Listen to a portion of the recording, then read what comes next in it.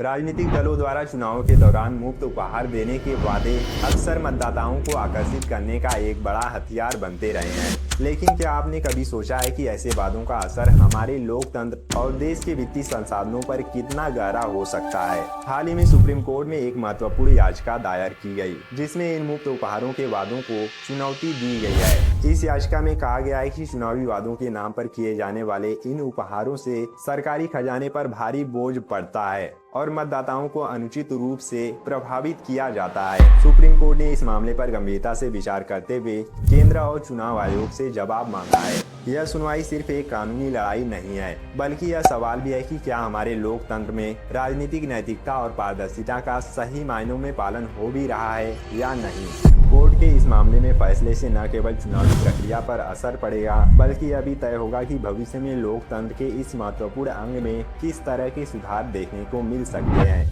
आइए इस मुद्दे की पूरी कहानी समझते हैं और जानते हैं कि कोर्ट की सुनवाई में क्या तर्क रखे गए और इसके संभावित परिणाम क्या हो सकते हैं।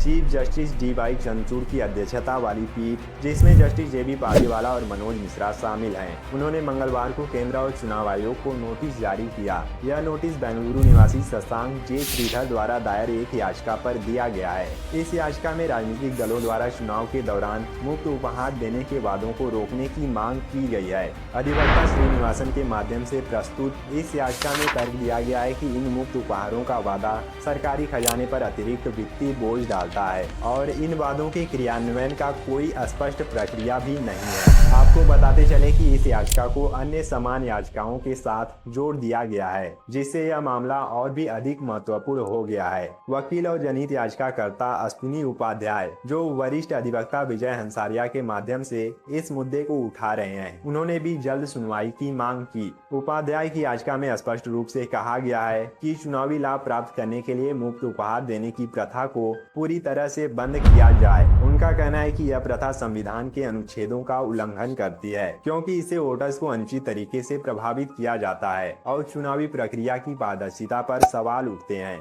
याचिका में अभी मांग की गई है कि चुनाव आयोग चुनाव चिन्ह के आरक्षण और आवंटन से संबंधित आदेश 1968 में संशोधन करे, ताकि राजनीतिक दलों को चुनाव के दौरान अनियंत्रित तरीके से मुफ्त उपहार देने से रोका जा सके। इसके अतिरिक्त अदालत से यह भी घोषित करने की मांग की गई है कि गैर सार्वजनिक उद्देश्यों के लिए की जाने वाली मुफ्त सुविधाओं का वादा या वितरण संविधान के अनुच्छेद 14 का उल्लंघन है। इस याचिका का सबसे महत्वपूर्ण पहलू यह है कि चुनाव के दौरान मतदाताओं को मुफ्त उपहार देने की प्रवृत्ति लोकतांत्रिक मूल्यों के लिए सबसे बड़ा खतरा है। इसके कारण सत्ता में बने रहने के लिए राजकोष का दुरुपयोग होता है और यह लोकतांत्रिक सिद्धांतों को नुकसान पहुंचाता है। याचिका में इसे सीधे तौर पर मतदाताओं को रिश्वत देने के समान बताया गया है, जो लोकतंत्र की जड़ों को कमजोर करता है। दोस्तों, यह मामला भारतीय राजनीति और चुनावी प्रक्रिया के लिए एक महत्वपूर्ण मोड़ साबित हो सकता है। अगर सुप्रीम कोर्ट इस याचिका पर कड़े कदम उठाता है तो इससे चुनावी प्रक्रिया में पारदर्शिता बढ़ सकती है और अनावश्यक खर्च पर नियंत्रण पाया जा सकता है। लेकिन इसका असर राजनीतिक दलों की रणनीतियों पर भी पड़ेगा,